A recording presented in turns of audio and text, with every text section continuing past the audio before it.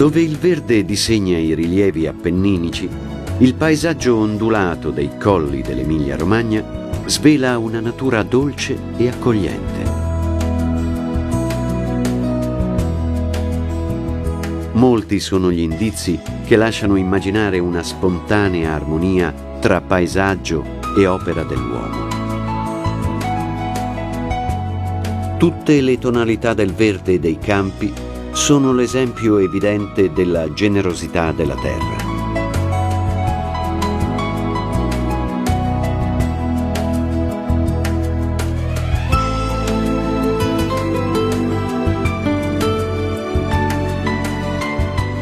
Alle porte della città della conoscenza, cittadine e borghi valorizzano l'importanza prima naturistica, ma soprattutto storica di questa regione.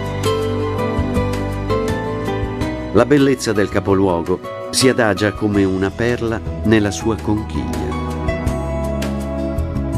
Dall'alto la vista si apre su Bologna.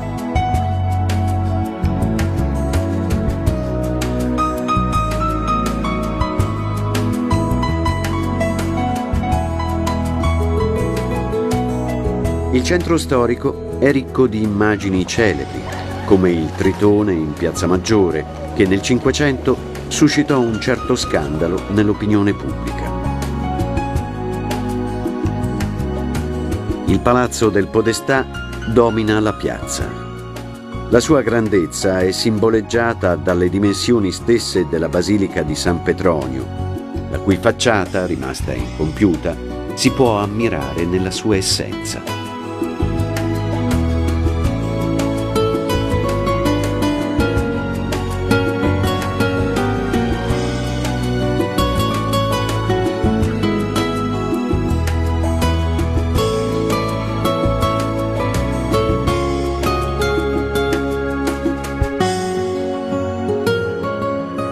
La concentrazione di cattedrali e monasteri fa da contrappunto alla storica laicità cittadina.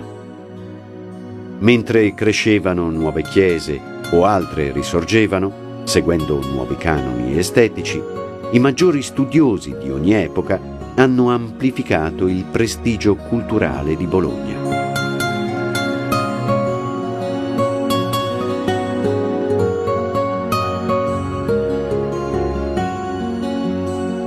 Storia passata e storie moderne qui riescono sempre a intrecciarsi. La torre della Garisenda e quella degli Asinelli, un tempo emblemi del potere di alcune famiglie medievali, sono famose oggi soprattutto per gli studenti, che per seguire una tradizione scaramantica si ripromettono di salire fino alla cima solo dopo aver ottenuto la laurea.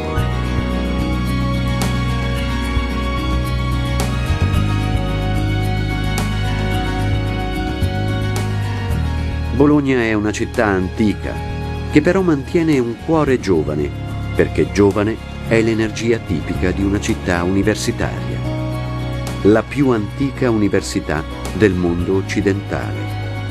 La data della sua fondazione risale convenzionalmente all'anno 1088. Oggi Bologna la Dotta ospita più di 90.000 studenti provenienti da tutto il mondo.